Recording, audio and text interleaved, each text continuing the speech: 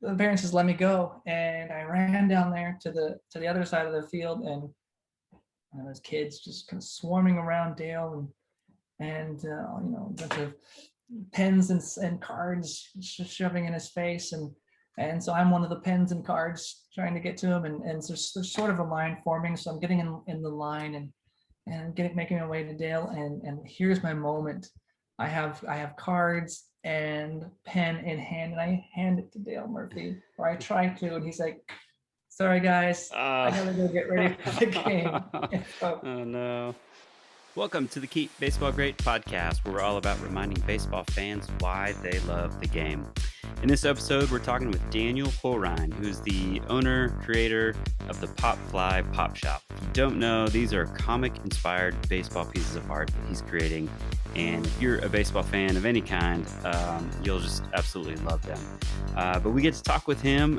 We get to hear why and how he started the Pop Fly Pop Shop, and how it just totally redeemed a really tough 2020. Some other things we get to talk about: why he loves the 80s as a baseball time period, and an incredible story on how the stars just aligned for him as a kid, on how he got an autograph from his favorite player, Dale Murphy.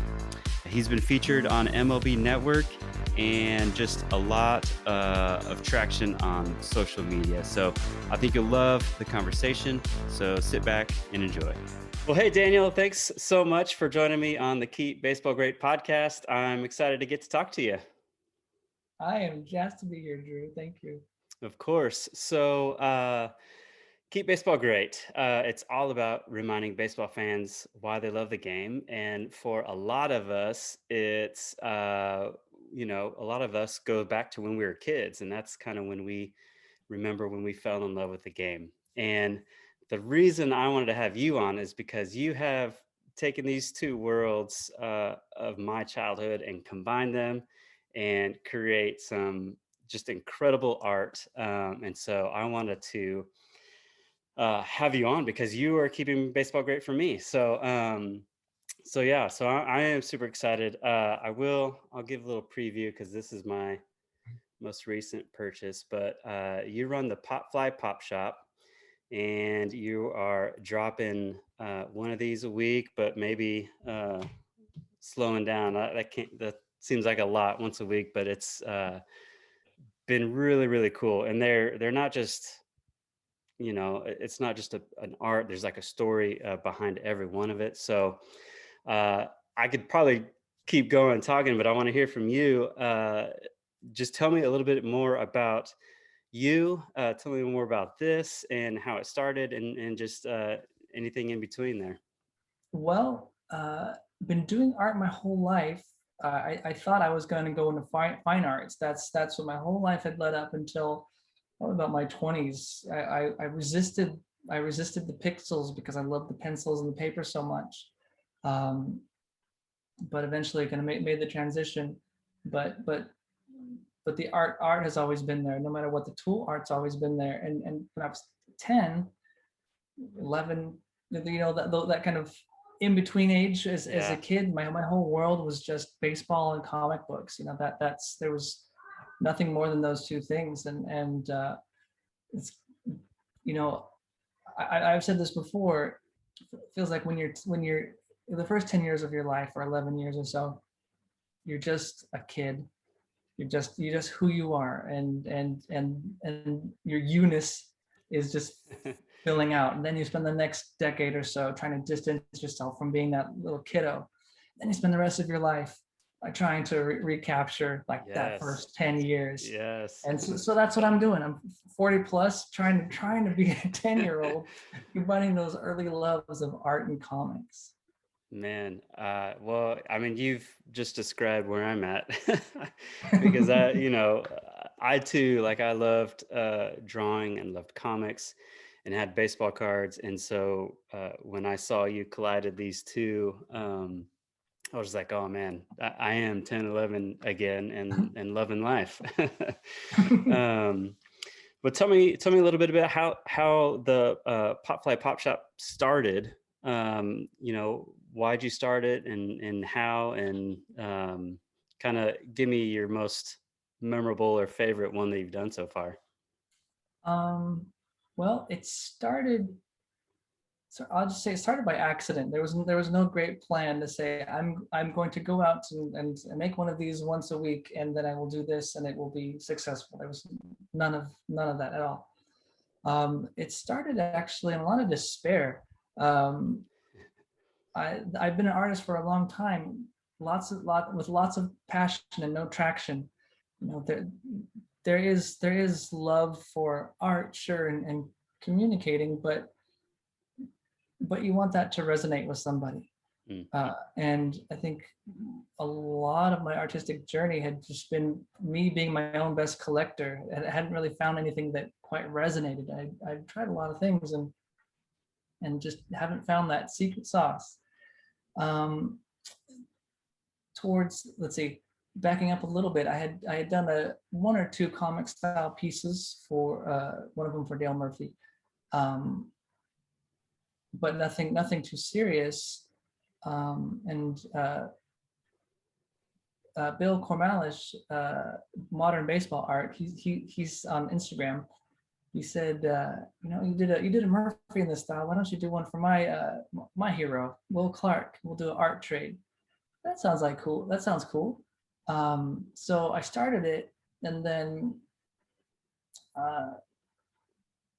stuff happened. My dad passed away. The very first week of 2020, and that kind of set the tone for the rest of 2020. Oh man, was a dark place, and I think I had a lot of frustration artistically. I've been doing things for a long time, and like I said, a lot of passion, no traction. And I had finished probably most of that Will Clark piece, but I just put it on the digital shelf and truly, honestly, had forgot I had even done it. Oh man. Until maybe close to this, around the summertime of 2020, I came across the file of the Will Clark. Oh my gosh, I just remember it took me all back to being just pushing pause on life, and father passing, COVID, world turning outside in. So I kind of blew the pixel dust off of that file, and I finished it up, and I showed it to Bill, and said, that's cool. And in this room here, in this chair, on this seat, I was like, I'll try to release this. Maybe I can do one of these a week. Let's see what happens. So it was a very not a very intentional decision at all. It was just like in 5 minutes, like, oh yeah, I'll sell this. That sounds nice. Maybe a couple people will get it. And I went downstairs, like I told my wife, yeah, that Will Clark thing I did, I'll put a couple up for a week and see what happens. And yeah. And so I just did one, and then another, and another, and the interest in them grew, and so that excited me to want to keep doing it. And it was a circle, and that I would make them and more people would like them. I would make them and more people would like them. So I just kept doing it. I really had no plan of how many I was going to do and when I was going to stop, or I had no plan at all. Yeah. And so now actually I'm 35 of these in. I'm trying to make the plans now that I should have made a year ago. But here we are. That's crazy. 35. Yeah, that's a lot of them. And they're, for those listening or watching, they're not real quick pieces. Like, they're intricate, detailed, really thought through designs. And so how was that? One thing for me when I started doing this, like the baseball community, in terms of those people online, whether it's other designers or people just involved in that, there seems like a real cool community. And so how was that with you? Like, when you started put these out, did that start turning 2020 around for you in terms of just a little light shining in terms of being able to be connected with other people and such? It did. That's one of my favorite parts about this is just that the traction. There's lots of passion, but no traction. So to get a little bit of traction is awesome. And what's really helped me keep going pretty consistently is hearing folks say, like, hearing about their 2020s and this being a bright spark for them. And it's like, I it's like, oh, I can't quit on them now. I got to keep going. They're waiting on me. I can't stop. So it was meaningful to me to turn my 2020 around. Yeah. And double meaningful to hear that it helped to turn other 2020s around as well. Somebody asked me the other day, because a lot of what I do is the nostalgia of things, trying to remind people, when they fell in love with the game. Like you said earlier, we grow kind of out of it and we forget. And the things of this world, it's all about money or superstar, and so you forget about that like true love of the game. And so somebody asked me about the nostalgia of it. What is it about it that excites you or brings you alive? And I know with what you do and put out, I mean, that is very much a part of it, the nostalgia part of it. But do you have a grasp on like what it is about nostalgia that like just gets people kind of giddy or like excited or kind of, I don't know, it just kind of brings them back, like you said? Gosh, if I knew, I swear I would turn it into a candle and like sell it. Well, yeah, and I should have prefaced, like, I didn't have an answer. I was like, I don't know. It's like oh gosh, I just hit my thing. It was like it's a carefree time. We go back and remember, it was just a carefree time of kind of what you said earlier, of just kids, and we're just, there's just not a lot of responsibility. The essence of you. Yeah. It's not everyone has a great childhood, but there are certain aspects of just being open to the world that you just aren't as an adult, and like you said, carefree and just empty and open at the same time. That's good. No, that's so true. Well, I love it. I hope you do a whole lot more, because they've been so good. So I appreciate it. I know it's kind of brought me back, and just like I said, helps me remember why I love the game as a kid. So, well, cool. So I'm sure you know, but the Keep Baseball Great podcast, we always ask the 5 same questions. And the reason I do that is because I like to hear how people's love for the game, how these stories have shaped their love for the game. And so if you're cool with it, we'll jump into those questions. Yeah.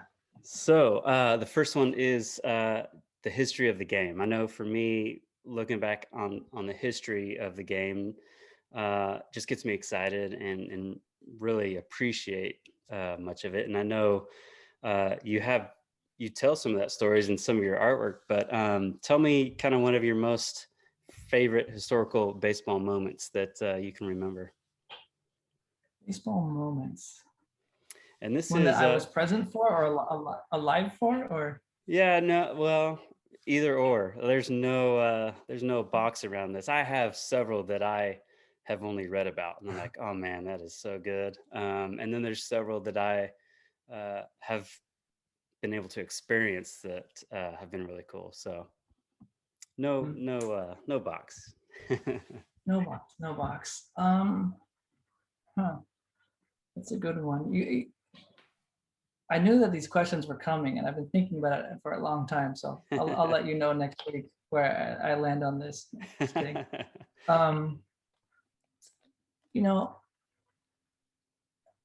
It's I can't tell if it's actually how wonderful the time was or just the patina of nostalgia that colors it. But the 80s was such a good time, and that's not really a historical moment, but it was just an era that I grew up, and that's when I absorbed baseball, and just the characters then in that time.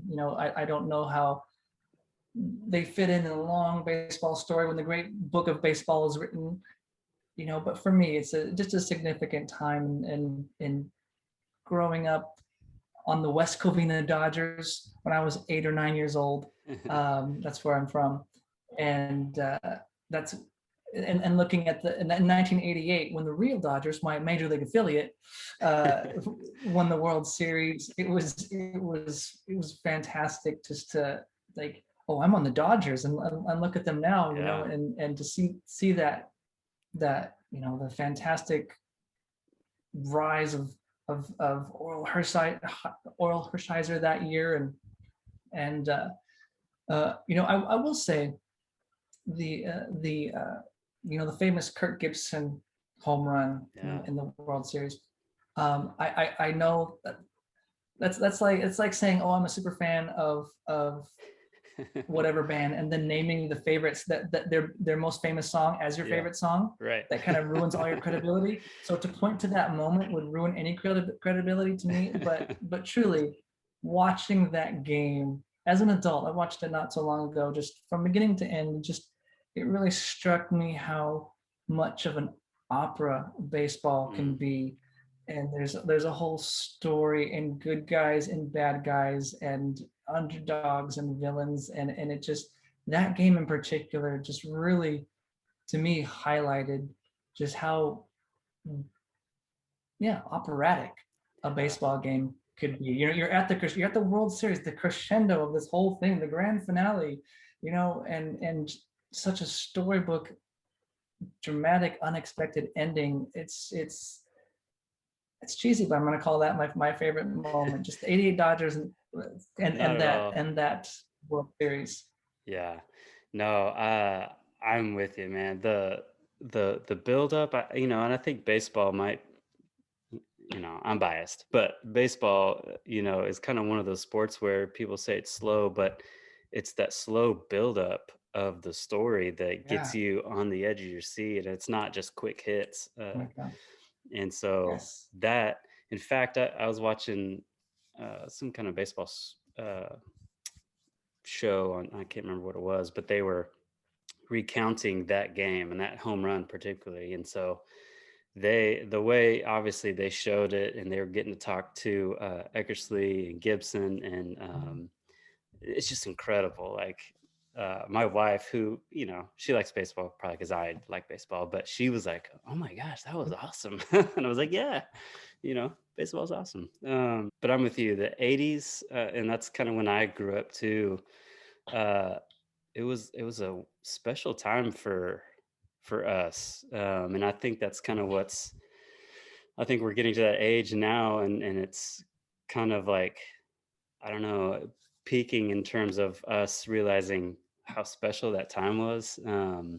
So yeah, even collecting, like that's like the era of oddball stuff. Like they would put baseball players on the top of Slurpees, and all this bizarre stuff, Kmart cards and pencils. They don't do that weird stuff now. Temporary tattoos. Baseball is not weird enough, and it was at peak weirdness in the '80s, and I love it incredibly much. Yeah, it's funny because I was thinking, about your art, and I usually have it right here, but I took it down to hold it. But I was thinking the other day, I was like, man, because I have a 14-year-old son, and he just, I've tried to get him into baseball cards and stuff, and he actually plays baseball. He loves baseball, but the collecting and the knick-knack type of things that we had, like, he just is like, meh. And so when he's older, I'm like, well, what are you gonna be able to pass down or give to your kids? And so it's just funny how that's changed. Yeah. Who knows? Here's an old video game, but so to your point, those things are very, very special to people our age. So keep baseball great, can keep it weird. That's right. I agree. And I was talking to Robbie Aronson about the jerseys of that era as well, and how, because he said it great. He was like, they weren't quite as like out there and funky as like the 70s, but the 80s and early 90s, the uniforms and colors and everything around it was just bright and fun, and just grabbed you. So yeah. I'm with you on that answer. It's a good answer. All right, good. All right, so I can be, so yeah, You gotcha. can say 80s. 80s is a moment. Okay, cool. All right, all right, the judges accept my answer. All right, That's right. cool. That's right.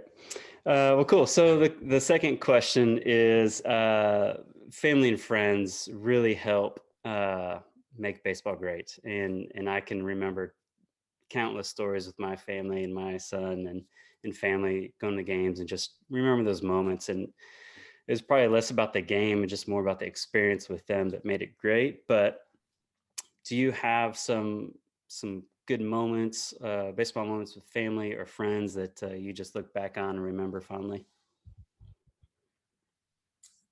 Um, for sure. I think the pop fly, experience on this end of it, it's not exactly baseball, but it's baseball adjacent. But just doing all of this, I'm pointing to the pop fly operation here. Just doing it with my son and my kid. I mean, my son, my wife and my kid, my son and my kid. My wife and kid has been such a cool thing, and 2020 has had its share of not so great moments, but that's certainly like a huge bright spark, and that's it's been so cool to have this kind of common thing that we're working on, nights and weekends, and trying to pull all this off together. And my son, he's 5 years old, and setting out the packs of baseball cards and then putting those little ticket cards on top, and it's so fun. But in terms of baseball itself, that's sort of the connective tissue in a lot of ways to me and my dad. I come from a family of construction workers and firefighters, and everyone worked with their hands, and not particularly communicative. And then there's me, artist, songwriter, I'm from another planet in a lot of ways, and it's difficult to connect with a father who doesn't see the world through that lens, but baseball was certainly a connective tissue that we both enjoyed, and virtually every one of my baseball experiences as a kid was my dad taking me to games. He had a buddy who had more season tickets to more events than he knew what to do with, and so we couldn't go to all of them. So we ended up going pretty often to Dodger games, and Dad was fantastic about letting me go there early, and so I can watch batting practice and try to get an autograph if I could. That's the Dodgers, the Braves are my team, but the Dodgers are my spiritual home team, hometown heroes. It's because of those games with my dad, and that song "Breakfast at Tiffany's." I know. What about Breakfast at Tiffany's? So that baseball is me and my dad's breakfast at Tiffany's. It's our starting point for a common ground. That's so cool. Man, that's super special. I love hearing stories like that. And I know, I mean, I've talked to several people, and there, like you said, it's that connection with a parent or somebody special that baseball's, like you said, has been able to connect and bring together. So I love that, man. That's really cool.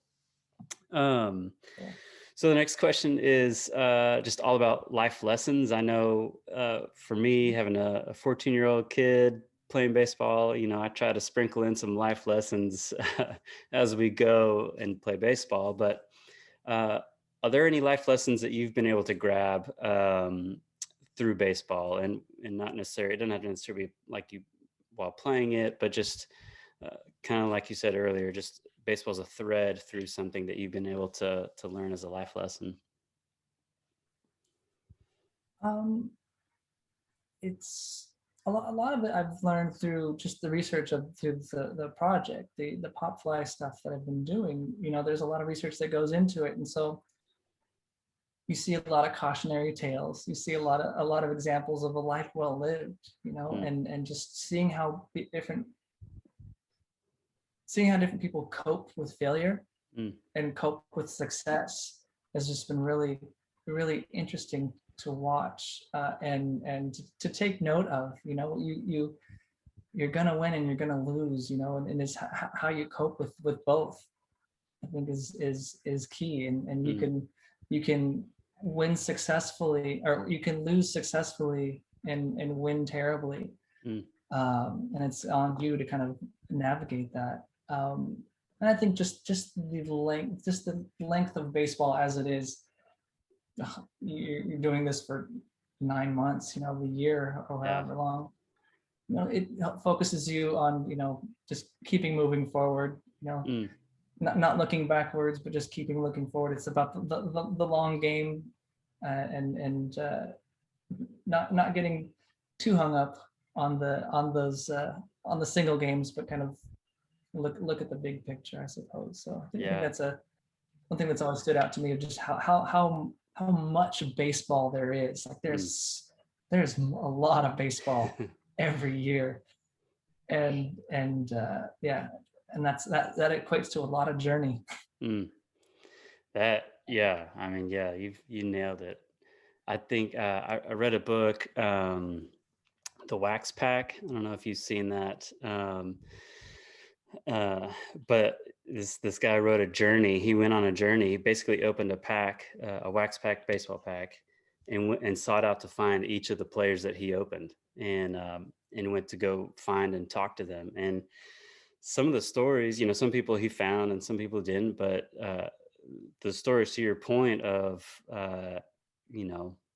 some guys can be successful badly, and some people can lose very well. And so to see the afterlife of what in the 80s of these superhero baseball players, to see the afterlife of these guys is really interesting, because we think they're major baseball players and everything's great, and everything's fine, and even when they strike out, they hit a home run the next day, but it's a journey, like you said. And so it's such a great point.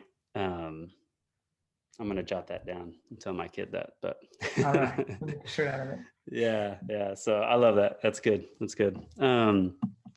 So giving back is the next one. And I know I've talked to several artists on here that have been able to use baseball and their art to be able to give back. And that's been really cool. And I just know being able to give back is a good part of making baseball great. And so have you seen or been a part of anything like that in terms of just being able to give back or be a part of that through baseball?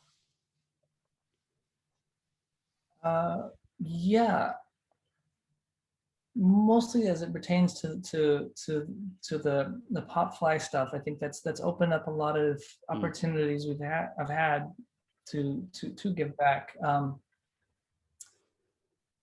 Again, I'm gonna make this all about me and my dad, but my dad left a really great example for me, in that my dad left a very good example for me, and he's a very generous guy, but you would have to you wouldn't hear that from him. You would see it. He went to continents, a ton of continents and countries to use his skills as a construction worker to build schools or houses or hospitals or whatever. And he would go with an empty suitcase. He'd go with the full suitcase and come back with an empty suitcase, and because he would give all of his clothes away while he was there. As he would wear it, just give it away. And he never snapped a selfie, never posted it on Instagram. The only way that we knew that he had arrived safely is when he came home from the trip, because he wouldn't even call. He just went and did it. So all that to say is he just left a great example of giving, and whether it was feast or famine for my family, whether my dad had a job. Construction is volatile. Sometimes you've got a job, sometimes you don't. Yeah. And that was feast or famine for my family at times. But they were always givers at all times, regardless of that, and that never changed. So not even realizing that was my template, or really, it was now through Popfly, it's just giving me an opportunity to be able to do that, and just to give to foundations and players foundations, and we've donated to Hank Aaron Fund, the Dave Parker Foundation, cystic fibrosis. It's just opened a lot of doors to be able to do that, and honestly it's a weird spot, because I don't want to say, I want to celebrate the people who are supporting the art, to ring that bell, not the fact that I'm donating this. I really want to make it about the support that we get that makes that possible. Yeah. So it's weird to say like, oh, we give to this and this and this, because it makes it sound like, well, I gave to this and this and this, but truly, without the support of the people who collected pop flies, we couldn't do it the way we were able to. And so it's just opened a ton of doors, and I'm incredibly grateful to be able to do that. No, that's awesome. I do. I feel like it's one of those things, to the player foundations. I mean, it's crazy how many guys, professional, or anyone that really just has a platform, how much they're doing. And I just don't feel like it gets brought to limelight a whole bunch. And I know that there's just so much giving back going on behind the scenes, that makes a lot of these players using their platform in a fantastic way. So it's really cool that you're able to do that. Totally agree. Yeah. I will say too, like, exactly to the point.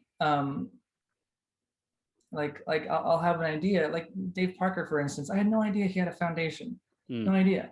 I wanted to, I didn't work with him directly on it, but I wanted to make sure that we help support the foundation, through the pop flies, and I research it. Oh, Dave Parker 39 Foundation, and that scenario repeats itself. I think about a player, like, let me Google it. Oh my gosh, they have a foundation. They're doing all sorts of great work. I had no idea. Yeah. I wish that was definitely brought to light a whole lot more. And in fact, I think if I remember right, I researched one time, might have been like the Major League Players Association or something.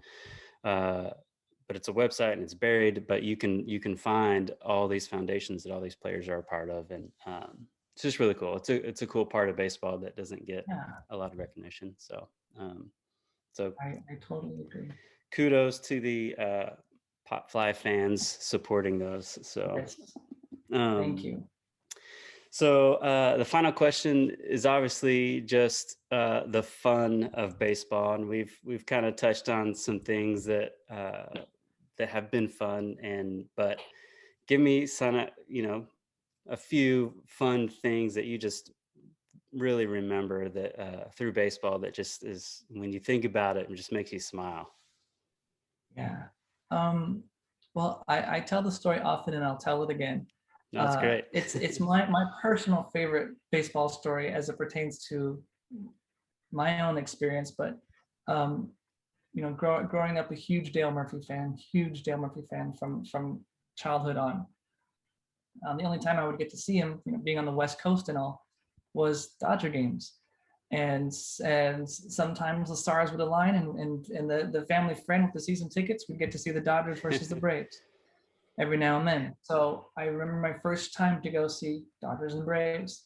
I took pretty much every card I had with me of Dale Murphy, and I thought that somehow I was going to get these all signed. Yeah.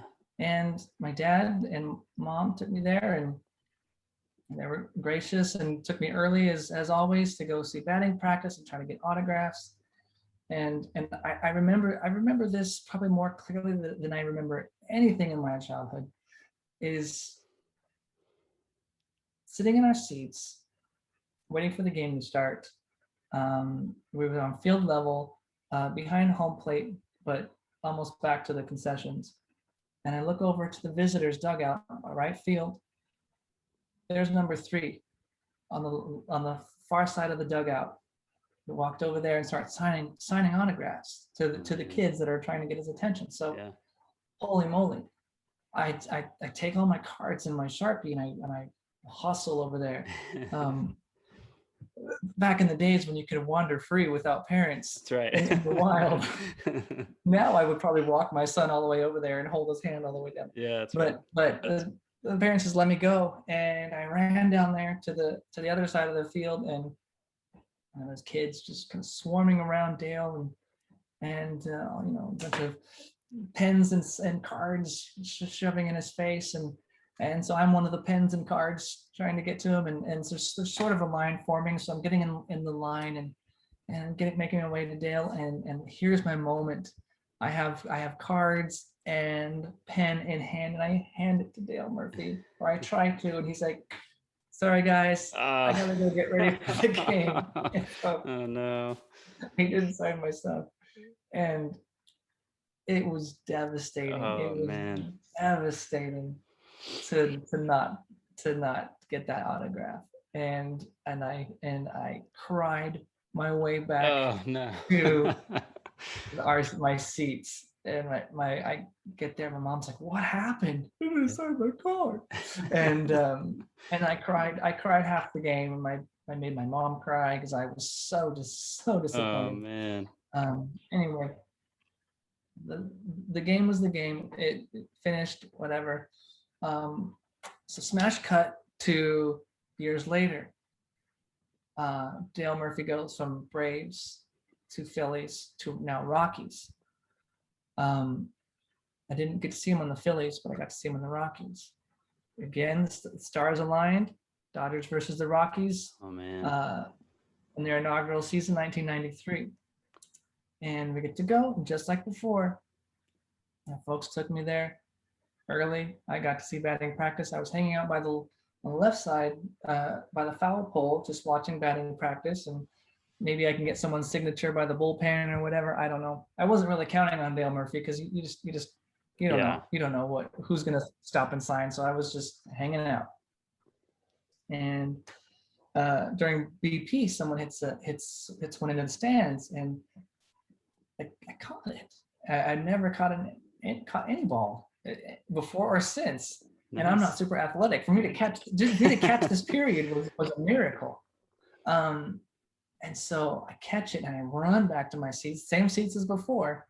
And I was like, "Mom, Dad, check this out." And I'm like, "There's no way you caught that." They "No, I got it. I promise. They were saying there's no way you caught that because they knew how not athletic I was. But I got it. And as I'm telling them this, I look over, and on the right field side, now in a Rockies uniform, there's number 3 signing autographs. So I took the ball that I just got, and I hustled over there again. And same thing, kind of just a conglomeration of kids swarming around whoever's signing there. And I had my ball, my newly caught ball. I just caught it 5 minutes before, and a pen, and getting closer, everyone's pen and ball is shoved in his face, and including mine. And then he takes my ball and he signs it and gives it back. And I am just elated. Floated back to your seats. Floated with Pepe Le Pew, that little vapor trail. He just kind of just floating my way back to the seats. But so I watched the game. It was an insignificant game. I don't think he did particularly well, but as I would always do for every day, I would look at the newspapers to see how Murph did. So obviously I saw that game. I knew how he did. The next day, the game I didn't go to, I still checked the box scores, and Murphy wasn't in the lineup. I checked the next day, wasn't in the lineup. So maybe 3 or 4 days passed, and then I looked in the newspaper, the 3 or 4 days later, and it says Dale Murphy announces his retirement. I'm like, holy moly! I just by random luck, by cosmic whatever, got to see his last MLB at bat ever. Wow! Got a ball, got him to sign it at that game. So it's obviously a very singular experience, but to me, Oh, that's That's awesome. just that's the highlight of my experience with baseball, was that whole, again, talking about opera. There's a Yeah. there's a crescendo right there, um, and and then to be able to, 30 years later, become friends with Dale, and being able to tell him that story, and it's just such a neat cycle of experience. Yeah. Just going from child to adult hero, and then to transform to an adult hero, and to have him call me a friend, and call Mm, him a friend, is just incredible. yeah. Incredible. Man, that's so cool. Isn't that wild? That is wild. It's so funny sometimes in baseball, just how things kind of magically align to create this really cool story. And so Yeah.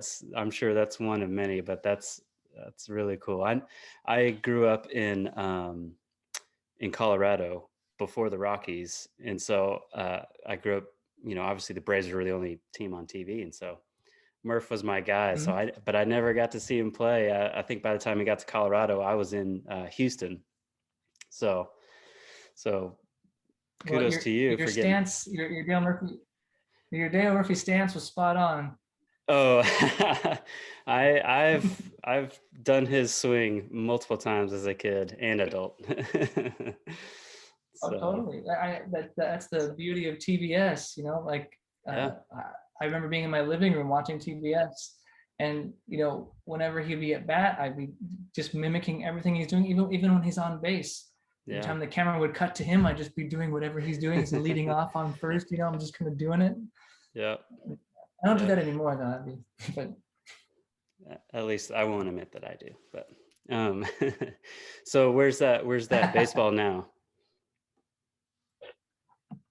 it is, they have man caves. I know everyone knows that term, Yeah, man cave. I yeah. don't have a man cave. I have just a bin. I call it a hymn bin. That's as close as I can get to a man cave, a hymn bin. Nice. So it's in a nice little case, in my hymn bin in the garage. I love it. I So love until it. I get a man cave, the hymn bin it will be. Yeah, this was only recently where I said I am taking a wall upstairs in our game room, and nobody can say no. Good on you. Good Yeah. on you. Yep. Well, awesome, man. I love hearing those stories and how those stories have shaped your love for baseball and really has shaped you into what you do now and all the cool and good stuff that you're doing. So I appreciate it. It's really cool. Oh, thank you. This has been awesome. Cool. So before we go, I would love for you to tell everyone where to connect with you or where to go on the Popfly Pop Shop so they can see the latest art piece that's out. Sure. Well, popflypopshop.com is where you can go. I have a new release almost every Sunday. Some days you got to have a rest week, so every That's now right. and then. But yeah, almost every Sunday at 3 p.m. Pacific time. I'm still learning my time zones. Sorry for being late here, but 3 p.m. Pacific time, I'll have a new baseball themed comic style print. Awesome. Yeah. So Oh yeah, and I should say too that they're available for 1 week only. yes. Um, and once that's the important part. Available for 1 week only, and however many people purchase it, that's how large the print run is. And as much as I've been begged and pleaded, I don't reprint them again. So get it while you can. Yes. Like I said, I've showed them before, but I had to jump on this one so I didn't miss it. I've tried to get this Upper Deck card, by the way. When I was a kid, I tried to find it for years, and still, I'm Oh sure I could yeah, just go online now and buy it. But yeah. I will tell one more quick story. Another fun baseball moment, and I'll make it quick. But the Dale Murphy MVP experience. Every year he hosts an opportunity to come have lunch with Dale Murphy at his restaurant Murph's in Atlanta, and then after the lunch, you go and tour the stadium with Dale Murphy, and then you watch a Braves game in a private like skybox with Dale Murphy and 30 of his closest fans.